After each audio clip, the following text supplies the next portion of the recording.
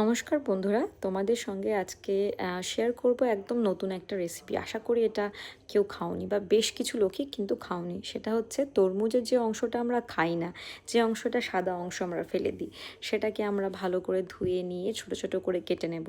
নিয়ে কড়াইতে তেল দিয়ে তার মধ্যে একটু জিরে ফোড়ন দেবো। জিরে ফোড়ন দিয়ে সেই কাটা যে অংশগুলো সেটা আমরা এর মধ্যে দিয়ে দেবো কড়াইতে দিয়ে ভালো করে একটু নেড়েচেড়ে নেব। তার মধ্যে একটু কাঁচা লঙ্কা, হলুদ, নুন আর একটু জিরের গুঁড়ো দিয়ে ভালো করে সেটাকে নেড়ে ছেড়ে একটু ফ্রাই করে নেওয়ার পর সেটাকে কিন্তু আমরা ঢেকে দেব। এটা থেকে কিন্তু অনেকটা জল বেরোবে, তো আলাদা করে জল দেওয়ার কোনো দরকার নেই। যখন ঢেকে দেবো, ঢাকা তুলে নিয়ে যখন এটা সেদ্ধ হয়ে আসবে, তখন আমি আগে থেকে একটু চিংড়ি মাছ ভেজে রেখেছিলাম, সেই চিংড়ি মাছটাকে এর মধ্যে দিয়ে দিলাম। দিয়ে দেওয়ার পর সেটা কিন্তু নাড়িয়ে চাড়িয়ে আর লাস্টে নামানোর আগ দিয়ে একটু ধনেপাতা ছিটিয়ে দিয়ে নামিয়ে নিতে হবে। একদম গরম গরম ভাতে খাও, খুব টেস্টি খাওয়ার লাগবে।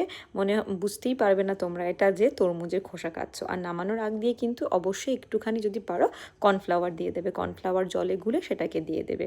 তো ভিডিওটা ভালো লাগলে লাইক করো, কমেন্ট করো, শেয়ার করো।